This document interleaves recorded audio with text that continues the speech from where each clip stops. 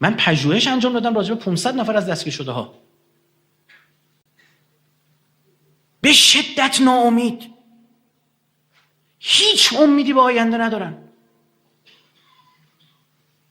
شعر شروین حاجی پور چیه اصلیش؟ آقا هم داره فکر کنم. خب چی میگه؟ میگه میشه یوز پلنگ نمیره، میشه هوا آلوده نباشه، میشه تو خیابون قدم بزنیم چیزی کاری گیری بهمون نده. ببین یعنی چی؟ یعنی زندگی نرمال میشه. همینه. یعنی این دریافت فرق داره با دریافت سلاح جوکریه فلان. این باید یه جا بشه آره میشه، بیا 2 تا ماده یوز پلنگ پیدا شده میدیم پیروز حرمسرا را بندازه. خب یارو نوشته 2 تا خواهر رو تو امان نمیشه گرفت. تو نه دیگه چکو جونه برن، خیلی خودتو ناراحت نکن. خب بله، یعنی باید چیکار کرد؟ این یه توصیه رهبری با آقای رئیسی کرد، گفتش که شما کاراتو ادامه بده. یعنی من میدونم این قصه ما از کجا شروع شد؟ از اون عکسی که ما پیوستن ما به شانگهای، ما به پیمان شانگهای پیوستیم، قصه درست شد، شروع شد. این عادل عبدالمهدی که رفت اون دست یه کاریت میکنن تا بکشی عقب. عکس اینا اتفاق باید بیفته. یعنی تو رو کرده بالا و کلان تو باید انجام بدی، پیش ببری، اینجا مردم رو توجیه کنی، توضیح بهشون بدی، اون جاهایی که زخم هست رو بگیری، مشکل اقتصادی بگیر. من همین الان میگم آقا بیاد یه پکی بدیم، بیا بریم بحث سربازی رو حل بکنیم، ازدواج و آفرای ویژه براش قرار بدیم. کی میگه آقا الان خداوکیلی بین الله؟ آیا واقعا امروز تو خیابون تهران قبل همین ماجرای خانم امینی مسئله حجاب بوده؟ خداوکیلی بین الله مثلا حجابی بود؟ خب نه شما دارید قصه چیه؟ این میگه مشکوکه دیگه ماجرا. 2 نابلدی، 3 میگه 26 تا دستگاه موظفن تو بحث حجاب وارد بشن، 25 تاشون کار انجام نده، فقط پلیس انجام داده. اینه که میگیم خب میخوام یه غذا درست کنیم، نخود لوبیا رو میریزیم توی چیز، یا گوشت هم میریزیم، یا پیاز هم فلان، تاش شما دهنتو وا کن. بله همه درسته، یارو دهنشو باز نمیکنه، این شکنجه میشه دیگه، لب و لوچه یارو داره تراش میده باقاشو. این میشه چه؟ این اشتباهه. پلیس ببین جا شاید بحث بر سر این بشه که بگی که خب پلیس میگه من جلوی کار خلاف قانون میگیرم، درست شد، این نوع از پوشش خلاف قانون است.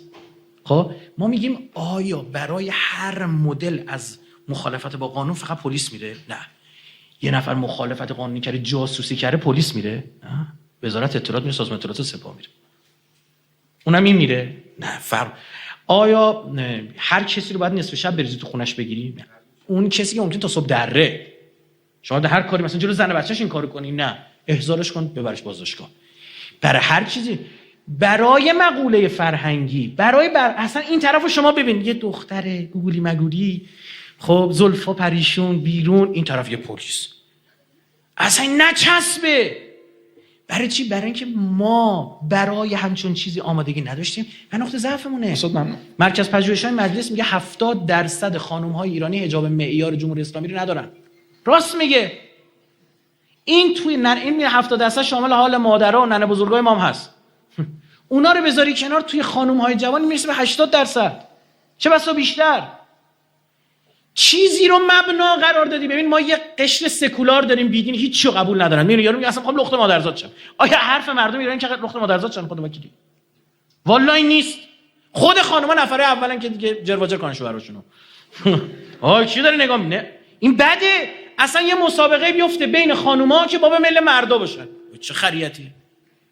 یه روز اینا چش زاغ خوششون میاد. او ایرانی‌ها اول عاشق چش ابرو مشکی بودن.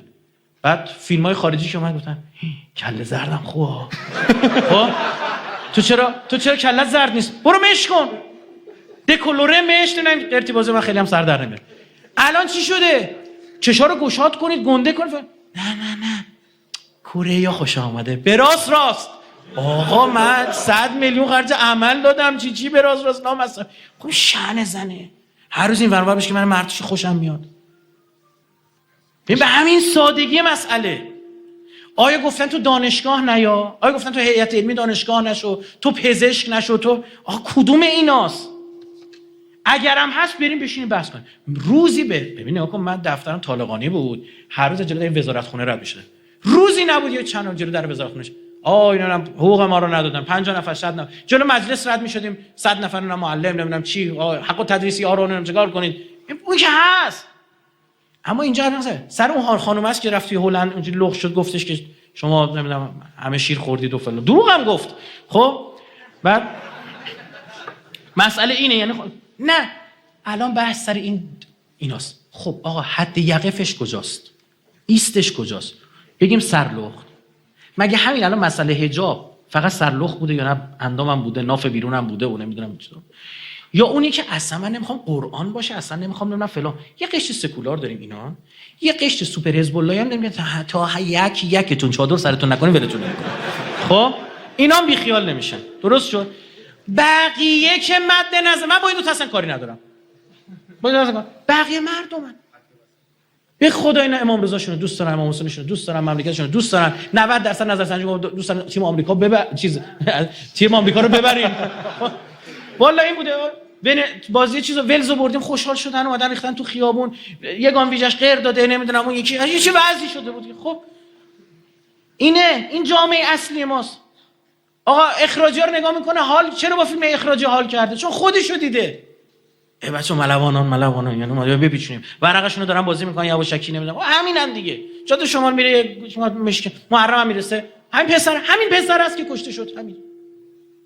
همین پسر است.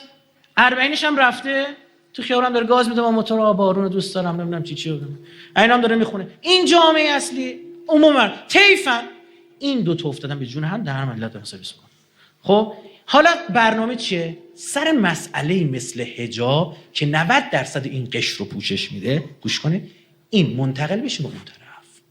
یعنی روند برای چی اینو بپرسید از من، این سوال خوبه. چرا انقدر تند شعارها؟ چرا انقدر حرفا تنده؟ چرا به خود قرآن داره حمله میکنه؟ چرا به خود اصل پوشش داره حمله میکنه؟ برای اینه که این تثبیت بشه، قبحشه. ببین تو توی دعوا میری ورزشگاه، میگه آقا ورزشگاه رفتید دیگه، میگه تو ورزشگاه چیکار میکنم؟ میگه هر چی لیدر بگه، مخت کار نمیکنه. فوش خار مادرم میده. میگم من اولین بار که رفتم ورزشگاه تو عمرم نشیدم 40,000 نفر با هم فوش خار مادر بودن. واقعا اینجوری بودم.